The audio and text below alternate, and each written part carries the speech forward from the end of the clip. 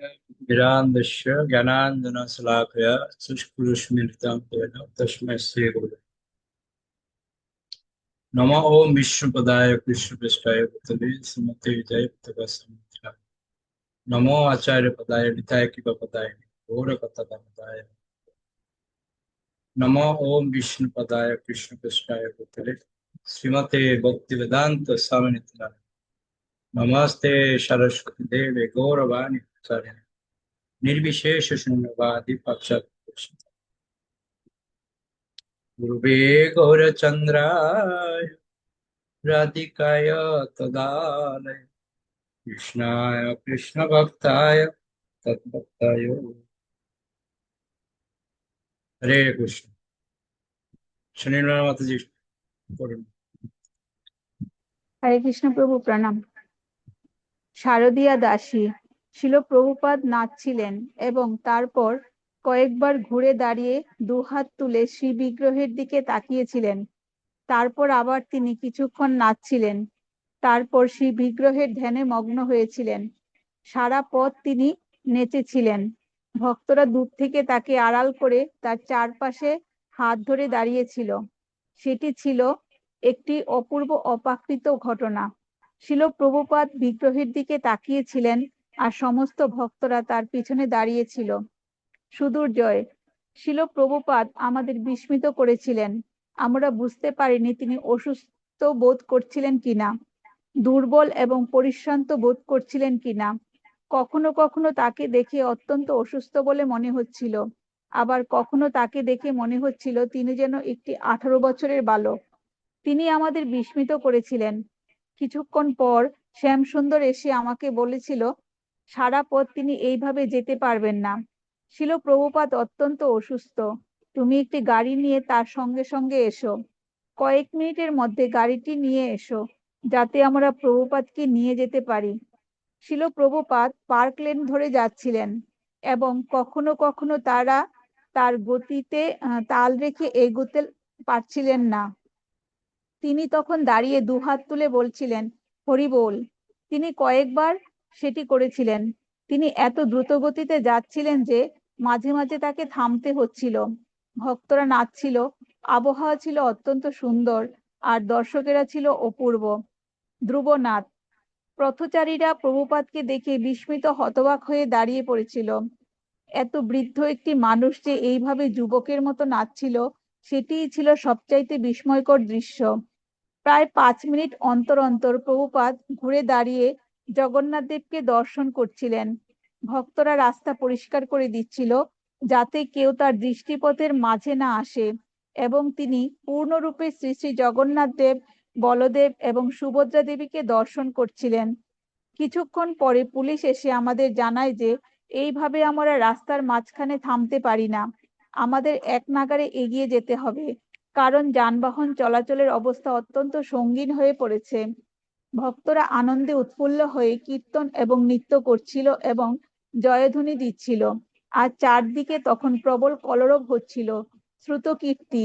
শিল প্রভুপাদ যখন নাচছিলেন তখন পুলিশরা এসে শোভাযাত্রার ব্যবস্থাপক গোছের কাউকে খুঁজছিল। অবশেষে তারা আমার কাছে এসে বলে, আপনাদের নেতাকে বসতে বলুন, তিনি ভীষণ অসুবিধার সৃষ্টি করেছেন। সকলে অত্যন্ত রেগে যাচ্ছে, আর আমরা ভিড় সামলাতে পারছি না।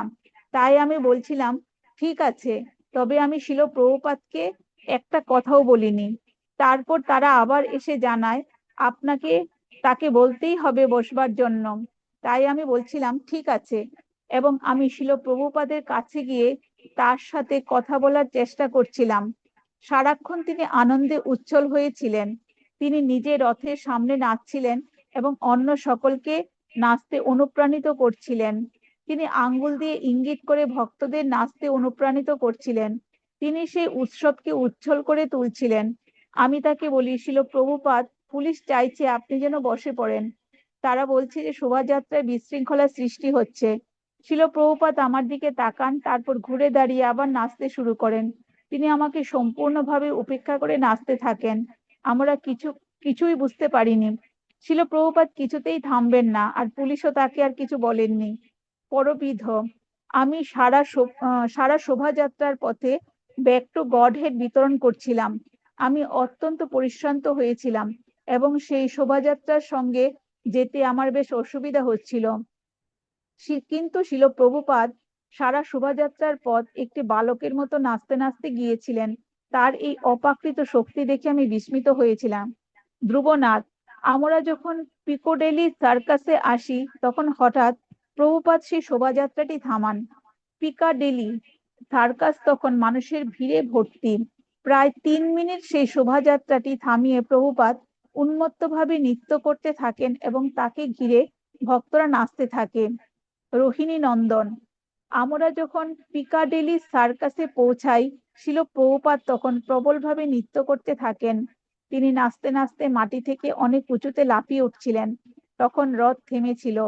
সেই দৃশ্যটি ছিল শ্রী চৈতন্য চরিতামৃত গ্রন্থের জগন্নাথ দেবের রথযাত্রার অগ্রভাগে শ্রী চৈতন্য মহাপ্রভুর নৃত্যের বর্ণনার মতো। রথ থেমে গিয়েছিল এবং প্রভুপাদ রথ এগিয়ে আসার প্রতীক্ষা করছিলেন। যুগেশ্বর, আমরা যখন ট্রাফালগার স্কোয়ারে পৌঁছালাম তখন প্রভুপাদ সেই বিশাল তাঁবুটি এবং ভক্তরা অন্যান্য যে সমস্ত আয়োজন করছিল তা দেখলেন এবং তিনি আনন্দের অতিশয্যে দুহাত তুলেন। তিনি শোভাযাত্রার সারা পথ নৃত্য করতে করতে এসেছিলেন। অন্তত পক্ষে 1 ঘন্টা ধরে তিনি হাইউড পার্ক থেকে ট্রাফালগার স্কোয়ার পর্যন্ত নৃত্য করেছিলেন। রোহিণী নন্দন, ট্রাফালগার স্কোয়ারে পৌঁছেছিল প্রভুপাদ তৎক্ষণাৎ নেলসনের কলামের সামনে তার বেশাসনের উপরে বসে কৃষ্ণ নামের দিব্য মহিমা বর্ণনা করে এক ভাষণ দেন। তার কীর্তন এবং নৃত্যের ঠিক পরেই সেটি তিনি করেন। পরের দিন খবরের কাগজগুলিতে সেই উৎসব সম্বন্ধে অনুকূল খবর বের হয়। প্রভুপাদ লস এঞ্জেলসে তার এক শিষ্যকে লেখেন, তুমি জেনে আনন্দিত হবে যে লন্ডনের রথযাত্রা গভীরভাবে সাফল্যমণ্ডিত হয়েছে। দৈনিক গার্ডিয়ান পত্রিকার প্রথম পৃষ্ঠায় আমাদের রথের ছবি দেওয়া হয়েছে। তারা লিখেছে যে আমাদের রথ ট্রাফালগার স্কোয়ারে লর্ড নেলসনের স্মৃতিস্তম্ভের সাথে প্রতিযোগিতা করছে। আমার স্বাস্থ্য এখন ভালো। আমি প্রতিদিন হাঁটছি এবং সকালবেলা শ্রীমদ্ ভাগবত পাঠ করছি। আরো একটি চিঠিতে প্রভুপাদ লিখেছেন, আমাদের মহোৎসব এখানে খুব ভালোভাবে স্বীকৃতি লাভ করেছে এবং এই অনুষ্ঠানে আমি এত অনুপ্রাণিত হয়েছি যে হাইউড পার্ক থেকে ট্রাফালগার স্কোয়ার পর্যন্ত সারা পথ আমি হাঁটতে এবং নাচতে সক্ষম হয়েছি। ওকে ওকে, ভক্তরা শুধু হরে কৃষ্ণ প্রভু প্রণাম। দেখেন প্রভুপাদের উৎসাহ কাকে বলে, প্রভুপাদ থেকে আমাদের শেখা উচিত। 70 বছরের বৃদ্ধ বালকের মতো 1 ঘন্টা ধরে নৃত্য করছে রাস্তার মধ্যে, ভাবা যায়? আর আমরা এমনি হাঁটতেই অবস্থা খারাপ। তো এখান থেকে আমাদের অনেক কিছু শিক্ষণীয় বিষয় আছে। ওকে, সর্বরূপম মাতাজি পড়ুন। হরে কৃষ্ণ প্রভু প্রণাম।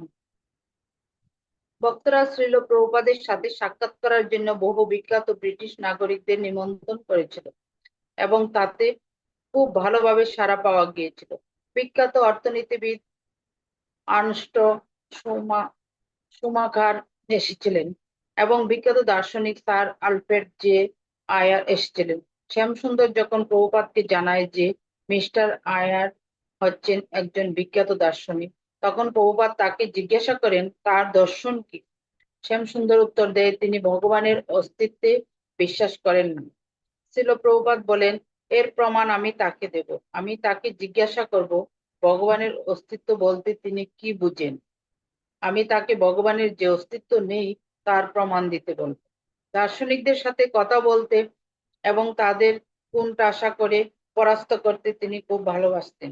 ঐতিহাসিক আর্নল্ড টয়েনবি ছিলেন অত্যন্ত বৃদ্ধ এবং অক্ষম।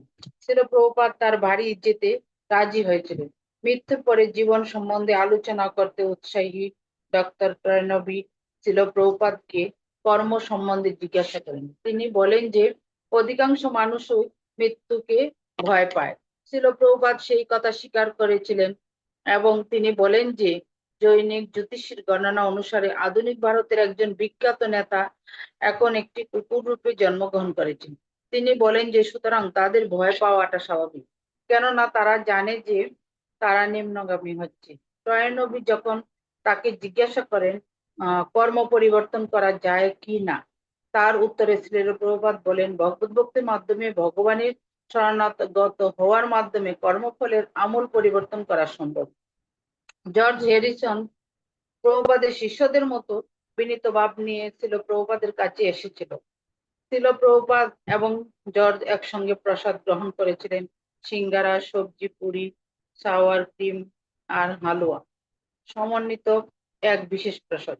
ছিল প্রভুপাদ বলেন যে বৃন্দাবনে কোনো কোনো পান্ডা অতিরিক্ত আহার করেন। এক সময় একজন পান্ডা এত বেশি খেয়ে ফেলে যে তার মর্মর অবস্থা হয় এবং সে তখন তার ছেলেকে বলে, আমি অত্যন্ত খেয়ে মরছি, না খেয়ে মরছি না, না খেয়ে মরাটা অত্যন্ত অপ্রীতিকর।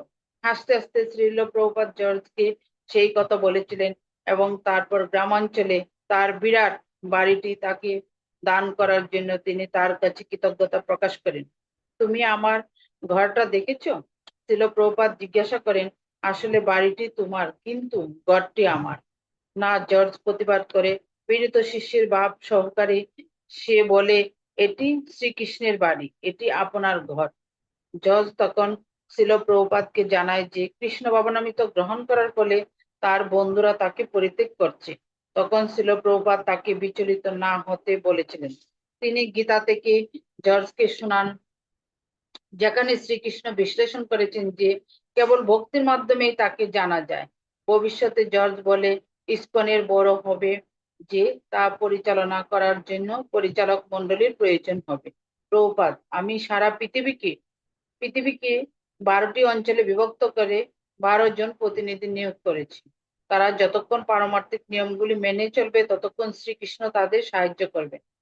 যাওয়ার আগে জর্জ প্রভুপাদকে আশ্বাস দেয় যে তার মন্দির গড়ে তোলার কাজে সে তাকে সাহায্য করবে। পরে প্রভুপাদ মন্তব্য করেন, জর্জ অত্যন্ত অন্তর জর্জ অন্তর থেকে শ্রীকৃষ্ণের অনুপ্রেরণা লাভ করছে। জর্জের মাধ্যমে আর একজন বিখ্যাত সঙ্গীত শিল্পী ডনুবেন হরে কৃষ্ণ আন্দোলনের বিখ্যাত নেতা ছিল প্রভুপাদের সাথে দেখা করতে এসেছিল। এক সঙ্গীত শিল্পী বন্ধু এবং তাদের দুজন মিনি স্কার্ট পরিহিতা বান্ধবীকে নিয়ে ডনুবেন অস্বস্তিকর নীরবতা সহকারে প্রভুপাদের সামনে বসেছিল। প্রভুপাদ বলেন, বেদের একটি শ্লোক বর্ণনা করা হয়েছে যে সঙ্গীত হচ্ছে শিক্ষার সর্বশ্রেষ্ঠ রূপ, এবং তিনি বিশ্লেষণ করেন কিভাবে সঙ্গীত শিল্পীরা শ্রীকৃষ্ণের সেবা করতে পারে। তুমিও তোমার বন্ধু জর্জের মতো সঙ্গীতের মাধ্যমে ভগবানের মহিমা কীর্তন করতে পারো। প্রভুপাদ বলেন, আমি তোমাকে সঙ্গীতের বিষয়বস্তু দেব এবং তুমি সঙ্গীত রচনা করতে পারো। প্রভুপাদ বলেন যে সবকিছু এমনকি ধন সম্পদ পর্যন্ত ভগবান শ্রীকৃষ্ণের সেবায় ব্যবহার করা যেতে পারে, কিন্তু ধন সম্পদ জড় পদার্থ। ধনবেনের বান্ধবী বাধা দিয়ে বলে উঠে, কোনটা জড় আর কোনটা চিন্ময় সেই সম্বন্ধে তুমি কি জানো? ছিল প্রভুপাদ বলেছিলেন, তুমি ধনবেনের দিকে তাকিয়ে তিনি ধনবেনের দিকে তাকিয়ে বলেন, তুমি বুঝতে পেরেছো। বিনীতভাবে ধনবেন উত্তর দেয় যে যদিও তার বুদ্ধি খুবই কম তবুও সে চেষ্টা করছে। ধনবেনের বান্ধবীটি তখন ধনবেনের কানে কানে কিছু বলে এবং সে উঠে দাঁড়িয়ে বলে, আমাদের এখন যেতে হবে। শ্রীল প্রভুপাদ জোর করেন যাতে তারা একটু প্রসাদ পেয়ে যায়। ওরা চলে যাওয়ার পর শ্রীল প্রভুপাদ এবং তার শিষ্যরা হাসতে থাকেন। শ্রীল প্রভুপাদ বলেন, ওর বান্ধবী মনে করছিল এবং তিনি তার শিষ্যদের সেই বাক্যটি পূর্ণ করতে অনুপ্রাণিত করেন। যুগেশ্বর বলে, সে মনে করেছিল যে শ্রীকৃষ্ণ যদি তাকে গ্রহণ করে তাহলে সে তাকে হারাবে। গুরুত্বপূর্ণ অতিথিদের কাছে ভগবানের কথা প্রচার করতে ছিল প্রভুপাদ এত ভালোবাসতেন যে তিনি যেখানেই যেতেন সেখানেই তিনি তা করতে চাইতেন। আর তার এক শিষ্যের কাছে একটি চিঠিতে তিনি লিখেছিলেন, আমি যেখানেই যাব সেখানেই যেন বিখ্যাত ব্যক্তিদের নিমন্ত্রণ করা হয় আমাদের কৃষ্ণ ভবনামৃত আন্দোলন সম্বন্ধে আমার সঙ্গে আলোচনা করার জন্য। 1 মাস তিনি ম্যানর এ থাকেন এবং তখনই জন্মাষ্টমী এবং বিগ্রহ প্রতিষ্ঠার আরো কয়েক সপ্তাহ বাকি। তাই প্যারিসের অধ্যক্ষ ভগবান দাস যখন ছিল প্রভুপাদকে অনুরোধ করে রাধাকৃষ্ণ বিগ্রহ প্রতিষ্ঠা করার জন্য প্যারিসে আসতে, তখন ছিল প্রভুপাদ রাজি হন। প্যারিস 9ই আগস্ট 1973। ভক্তরা প্যারিসের সিটি হলে প্রভুপাদের সংবর্ধনার আয়োজন করেছিল। প্যারিসের মেয়র এবং তার সরকারি সচিবদের উপস্থিতিতে শিল প্রভুপাদ বলেছিলেন যে সরকারের নেতারা যদি নাগরিকদের প্রকৃত ভগবত চেতনা সম্বন্ধে শিক্ষা না দেয় তাহলে তারা দায়িত্ব সম্পন্ন নেতা নন। পরের দিন খবরের কাগজে তার এই ভাষণের সংবাদ প্রচার করে একজন সাংবাদিক লিখেছিলেন যে স্বামীজি নেপোলিয়নকে পর্যন্ত সমালোচনা করেছেন। ভগবান, আমরা যখন প্যারিসে 4 নম্বর রুলা সয়ার এ আমাদের নতুন মন্দিরে উঠে গেছি এবং আমরা 4 ফুট উঁচু শ্রী শ্রী রাধাকৃষ্ণের সেই বিগ্রহ প্রাপ্ত হয়েছি। শিল প্রভুপাদ পদ্মকে দিয়ে মন্ত্র উচ্চারণ সহকারে অভিষেকের সামগ্রীগুলি বিগ্রহদের উপর ঢেলে অভিষেক করাচ্ছিলেন এবং তিনি নিজে তখন তার ভেষাসনে বসে তা দেখছিলেন এবং নির্দেশ দিচ্ছিলেন। আমি সাহায্য করেছিলাম এবং এক সময় আমি ঘুরে দাঁড়িয়ে দেখলাম যে শিল প্রভুপাদ আমার পাশে দাঁড়িয়ে রয়েছেন এবং অভিষেকের সামগ্রীগুলি হাতে নিয়ে তিনি শ্রীমতী রাধারানী মুখ কমলে লেপন করেছেন। বেদিতে বিগ্রহ প্রতিষ্ঠার পর শিল প্রভুপাদ উঠে এসে আরতি করেন এবং আরতির সরঞ্জামগুলি একে একে তার হাতে দিয়ে আমি তাকে সাহায্য করি। বিগ্রহ প্রতিষ্ঠার পর আমরা শিল প্রভুপাদের ঘরে গিয়েছিলাম এবং ঐকান্তিকভাবে তাকে অনুরোধ করেছিলাম শ্রী বিগ্রহের নামকরণ করবার জন্য। তার চেয়ারে হেলান দিয়ে তিনি বলেছিলেন যে সেই বিগ্রহ দুটি শ্রী রাধা পেরিসেশ্বর নামে পরিচিত হবেন। তারপর তিনি বলেছিলেন যে ভারতে মানুষেরা শিক্ষা লাভের স্থান হিসাবে ইংল্যান্ডকে জানে এবং ইন্দ্রিয় সুখ ভোগের স্থান হিসাবে প্যারিসকে জানে। তারপর তিনি হাসতে হাসতে বলেন যে শ্রীকৃষ্ণ প্যারিসে এসেছেন কিছু গোপী অর্থাৎ ফরাসি রূপসীদের সৌন্দর্য উপভোগ করার জন্য। রাধারানী কি অপূর্ব সৌন্দর্য মণ্ডিত! প্রভুপাদ বলেছিলেন ঠিক প্যারিসের একজন বালিকার মতো এবং সবচাইতে সুন্দরী সেই গোপীটিকে খুঁজতে শ্রীকৃষ্ণ এখানে এসেছেন, তাই তিনি প্যারিস ঈশ্বর। শিল প্রভুপাদ লন্ডনে ফিরে আসার পর বোম্বাই থেকে একটি জরুরি ফোন কল পান। জহুর জহুর জমিটির ব্যাপারে শ্রীমতী এন এর সঙ্গে ব্যক্তিগতভাবে মীমাংসা করার জন্য গিরিরাজ চাইছিল তিনি যেন বোম্বাইয়ে ফিরে যান। গিরিরাজ একজন নতুন আইনজীবী মিস্টার বকিলের সঙ্গে আলোচনা করেছিল এবং তিনি মনে করেছিলেন যে সবকিছু মীমাংসা করার জন্য প্রভুপাদকে অবশ্যই সেখানে থাকতে হবে। ইসকনের আর একজন উকিল শ্রীযুক্ত চান্ডুয়াল ও বলেছিলেন যে শিল প্রভুপাদ যেন তক্ষুনি মুম্বাইয়ে ফিরে আসেন। তাই গিরিরাজ শিল প্রভুপাদকে ফোন করে তাকে অনুরোধ করেছিল শ্রীমতী এন এর সঙ্গে শেষবারের মতো বোঝাপড়া করার জন্য তিনি যেন সেখানে আসেন। শিল প্রভুপাদ রাজি হয়েছিলেন। জন্মাষ্টমী পর্যন্ত তিনি লন্ডনে থাকবেন, তারপর তিনি বোম্বাইয়ে ফিরে যাবেন। বোম্বাই 15ই সেপ্টেম্বর 1973। সেখানে পৌঁছাবার ওকে ওকে ওকে একটা জিনিস দেখছি আমরা, প্রভুপাদ প্যারিসের মধ্যে যখন প্রচার শুরু করেছে কিরকম সফলতা দেখুন। বিগ্রহ চলে গেছে, আর এত সুন্দর বিগ্রহের একটা নাম দিয়েছে প্যারিস ঈশ্বর, মানে প্যারিসের ঈশ্বর। আর লন্ডনের নাম ছিল রাধা লন্ডনের ঈশ্বর। হ্যাঁ, এই যে এক একটা বিগ্রহের নাম প্রভুপাদ মানে মিলিয়ে কি সুন্দর করে দিয়েছেন দেখুন। ওকে, টিঙ্কু বাবু বলুন।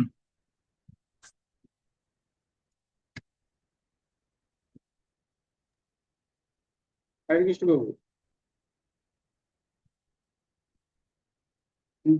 বোম্বাই 15ই সেপ্টেম্বর 1973। সেখানে পৌঁছানোর পরের দিন শিল প্রভুপাদ শ্রীমতী এন এর সলিসিটরের সঙ্গে সাক্ষাৎ করেন এবং প্রস্তাব শোনেন। অবস্থাটি আশাপ্রদ বলে মনে হচ্ছিল, কিন্তু তবুও পুরোপুরিভাবে কিছুই তখনও ঠিক হয়নি। মন্দির উচ্ছেদ করার চেষ্টায় মন্দির উচ্ছেদ করার চেষ্টা করায় জনগণের প্রতিক্রিয়ার প্রভাবে শ্রীমতী এন এর মধ্যে কিছুটা পরিবর্তন জোরে এসেছিল। বলুন, শোনা যাচ্ছে না। জোরে করছি হরে কৃষ্ণ। তিনি তার উকিলকে বলেছিলেন যে শিল প্রভুপাদ যদি বাকি 12 লাখ টাকা একসঙ্গে দিয়ে দেন তাহলে তিনি তাকে জমিটি দিতে রাজি আছেন। শিল প্রভুপাদ রাজি হয়েছিলেন, তবে শ্রীমতী এন প্রকৃতই ঐকান্তিক কিনা সেই সম্বন্ধে নিশ্চিত না হওয়া পর্যন্ত তিনি টাকাটি সংগ্রহ করতে চাননি। মুম্বাইয়ের একজন উকিল এবং ইসকনের আজীবন সদস্য শ্রীযুক্ত আসনানি নিয়মিতভাবে শ্রীমতী এন এর সাথে সাক্ষাৎ করে তাকে শিল প্রভুপাদের সাথে সহযোগিতা করার জন্য আবেদন করেছিল, কিন্তু শ্রীমতী এন এর উকিল তাতে বাধা দিচ্ছিল। কিন্তু তবুও বোম্বাইয়ে 1 সপ্তাহ থাকার পরেও শ্রীমতী এন এর সাথে শিল প্রভুপাদের কোনো রকম সাক্ষাৎ হলো না। একদিন শ্রীযুক্ত আসনানি শ্রীমতী এন কে প্রভুপাদের সঙ্গে সাক্ষাৎ করার জন্য নিয়ে আসতে গিয়েছিলেন, কিন্তু তিনি সেদিন অসুস্থ বোধ করছিলেন। দিনের পর দিন শ্রীযুক্ত আসনানি শিল প্রভুপাদকে বলছিলেন শ্রীমতী এন কালকে আসবেন। এই দেরিতে শিল প্রভুপাদ বীতশ্রদ্ধ হয়ে পড়েছিলেন এবং তা দেখে তার সচিবরা শ্রীযুক্ত আসনানিকে বলেন যে যদিও তারা জানে যে শ্রীযুক্ত আসনানি হচ্ছেন তাদের শুভাকাঙ্ক্ষী, তবুও তারা চায় যে তাদের অন্য উকিলরা যেন এই মামলাটি দেখাশোনা করে। শ্রীযুক্ত আসনানি 48 ঘন্টা সময় চেয়েছিলেন সেই মামলাটি বোঝাপড়া করার জন্য এবং কনভেন্স আদায় করার জন্য। শ্রীযুক্ত আসনানি যখন শ্রীমতী এন এর কাছে যান, তখন শ্রীমতী এন তার অন্য বাড়িতে ছিলেন, যেখানে তিনি তার অসুস্থতা থেকে ধীরে ধীরে সুস্থ হচ্ছিলেন। তিনি অনুনয় করে বলেন, মাতাজি, আমার গুরু মহারাজ কাল চলে যাচ্ছেন। আজ রাত্রে যদি আপনি না আসেন, তাহলে 1 বছরের জন্য এই সমস্যাটির আর কোনো সমাধান হবে না। শ্রীমতী এন রাজি হয়েছিলেন এবং রাত 9টা নাগাদ তিনি শ্রীযুক্ত আসনানির সঙ্গে শ্রীযুক্ত ভোগীলাল প্যাটেলের বাড়িতে আসেন, যেখানে শিল প্রভুপাদ শ্রীমদ্ পাঠ এবং কীর্তনের অনুষ্ঠান করছিলেন। ছাদে শিল প্রভুপাদের ভাষণের আয়োজন করছিলেন, কিন্তু যখন তিনি শোনেন যে শ্রীমতী এন সেখানে এসেছেন, তখন তিনি সেই সভা স্থগিত রেখে নিচে তার সাথে দেখা করতে আসেন। তারা অল্পক্ষণ কথা বলেন এবং শিল প্রভুপাদ তারপর ছাদে ভাষণ দেওয়ার জন্য ফিরে যান। মধ্যরাত্রি নাগাদ তিনি তার সেবক এবং সচিব সহ তার ঘরে ফিরে আসেন। শ্রীমতী এন তখন প্রতীক্ষা করছেন। কাঁদতে কাঁদতে শিল প্রভুপাদকে প্রণতি নিবেদন করে তিনি বলেন, যা কিছু হয়েছে তার জন্য আমি খুব দুঃখিত। শিল প্রভুপাদ যা চান তা তিনি করবেন বলে প্রতিজ্ঞা করেন। করুণাপূর্ণ দৃষ্টিতে তার দিকে তাকিয়ে শিল প্রভুপাদ তার হৃদয়ের ভাব বুঝতে পারেন। তুমি আমার মেয়ের মতো, তিনি বলেন, বিচলিত হয়েও না, আমি তোমাকে দেখব। আমি দেখব যে জীবনের বাকি দিনগুলিতে যাতে তোমার সমস্ত অভাব মোচন হয়। এবং শিল প্রভুপাদ বলেন যে তার শর্ত মেনে নিতেই তিনি রাজি আছেন। তিনি বাকি 12 লক্ষ টাকা দেবেন, উপরন্তু দেরির জন্য 50,000 টাকা ক্ষতিপূরণ স্বরূপ দেবেন। 1 নভেম্বর সন্ধ্যা 6:30টায় সময় শিল প্রভুপাদ দুটি জানালার মাঝখানে একটি নিচু ডেস্কের পিছনে তার আসনে বসেছিলেন। শ্রীমতী এন এর উকিল, রেজিস্ট্রার শ্রীযুক্ত আসনানি, শ্রীযুক্ত এবং শ্রীমতী শেঠি এবং জনাষ্টেক ভক্ত সেখানে উপস্থিত ছিলেন এবং সেই ঘরটি এত লোকের ভিড়ে গরম ও গুমোট হয়ে উঠেছিল। শ্রীমতী এন প্রভুপাদের ডান দিকে বসেছিলেন এবং রেজিস্ট্রার তখন স্বাক্ষর করার জন্য কাগজপত্র গোছাচ্ছিলেন। কাগজের খসখস শব্দ এবং কলমের ঘর্ষণ ছাড়া ঘরটি ছিল একদম নিস্তব্ধ। কনভেন্স পেপারগুলি গোছাতে এবং স্বাক্ষর করতে 20 মিনিটেরও বেশি সময় লেগেছিল। শিল প্রভুপাদ শ্রীমতী এন কে টাকাটি দেন এবং তিনি তখন কনভেন্স পেপারটিতে স্বাক্ষর করেন। এখন জমিটি আইনত ইসকনের। গিরিরাজ, স্বাক্ষর করার সময় ঘরটি সম্পূর্ণ নিস্তব্ধ ছিল এবং সকলে অনুভব করছিল যেন এক স্মরণীয় ঘটনা ঘটছে। ঠিক যেন পৃথিবীর দুটি সবচাইতে শক্তিশালী দেশের নেতারা একটি চুক্তিপত্র স্বাক্ষর করছেন। শ্রীমতী এন নথিপত্রগুলি স্বাক্ষর করলেন। তখন সেখানে উপস্থিত সকলে সেই কাগজগুলি হস্তান্তরিত হতে দেখলেন। শ্রীমতী এন তখন কাঁদতে শুরু করেন। তমান কৃষ্ণ গোস্বামী তাকে জিজ্ঞাসা করেন, তিনি কাঁদছেন কেন? তখন তিনি উত্তর দেন যে সেই দিনেই শ্রীযুক্ত মাতার কাছে তার কাছে এসে তাকে বলেন যে সেই জমিটি কেনার জন্য একজন খরিদ্দার তিনি ঠিক করেছেন, যিনি আরো কয়েক লাখ টাকা বেশি দিতে রাজি ছিলেন। প্রকৃতপক্ষে শ্রীমতী এনকে দেখে আমরা ভাবছিলাম যে তিনি হয়তো পূর্বের সমস্ত ঘটনাগুলি স্মরণ করছেন, যে সমস্ত অন্যায় তিনি করেছেন তার স্বামীর মৃত্যুর পর। সেটি ছিল অত্যন্ত ভারাক্রান্ত পরিবেশ, মাসের পর মাসের সংগ্রামের সমন্বয়। শিল প্রভুপাদের কাছে, ভক্তদের কাছে এবং শিল প্রভুপাদের শুভাকাঙ্ক্ষীদের কাছে গত কয়েক বছরের স্বপ্ন, বাসনা এবং প্রচেষ্টা সার্থক হতে যাচ্ছিল। শিল প্রভুপাদ ভক্তদের বলেছিলেন সেই সংবাদটি খবরের কাগজগুলিতে জানাতে, এবং তিনি তার ঘরের হলটিতে সকলকে এক মহাভোজে নিমন্ত্রণ জানিয়েছিলেন। 2 সারিতে আসন পাতা হয়েছিল এবং ভক্তরা কলাপাতার পাত পেতেছিল। 2 সারিতে উপবিষ্ট অতিথিদের ভক্তরা নানা রকম উপাদেয় প্রসাদ বিতরণ করেছিল। প্রভুপাদ দাঁড়িয়েছিলেন। পরিবেশন পর্যবেক্ষণ করতে করতে তিনি বলেন, এখন আপনারা শুরু করুন। ভক্তরা নানা রকম পদ তৈরি করেছিল। অন্ন, ডাল, নানা রকমের পকৌড়া, লাড্ডু, চমচম, হালুয়া, সিউয়ের পায়েস এবং লেবুর শরবত। সেটি ছিল একটি আনন্দোৎসবের ভোজ। শ্রীমতী ওয়ারিয়ার হরিকৃষ্ণ ল্যান্ডের একজন ভাড়াটে বাসিন্দা। স্বাক্ষর করা হলে বক্তার উচ্চস্বরে বলে উঠেছিল জয়, আর তারা সকলে আনন্দে উজ্জ্বল হয়ে উঠেছিল। তারপর শিল প্রভুপাদ বোম্বাই প্রকল্প সম্বন্ধে একটি ভাষণ দেন। তিনি সকলকে বলেন যে সবকিছু শ্বেত মর্মরে তৈরি হবে। কেউ কেউ জিজ্ঞাসা করেছিল সবকিছু শ্বেত মর্মরে তৈরি করা কি করে সম্ভব হবে, এবং প্রভুপাদ বিশ্লেষণ করেছিলেন যে তা সম্ভব এবং তা করা যেতে পারে। তিনি যেন তার মানসচক্ষে সেই প্রকল্পটি দেখতে পাচ্ছিলেন। তিনি যেভাবে তা বর্ণনা করেছিলেন তা শুনে সকলেই রোমাঞ্চিত হয়েছিল। সেটি যেন পৃথিবীর 7ম আশ্চর্যের একটি হবে। সমস্ত জায়গার থেকে লোকেরা আকৃষ্ট হয়ে এটি দেখতে আসবে।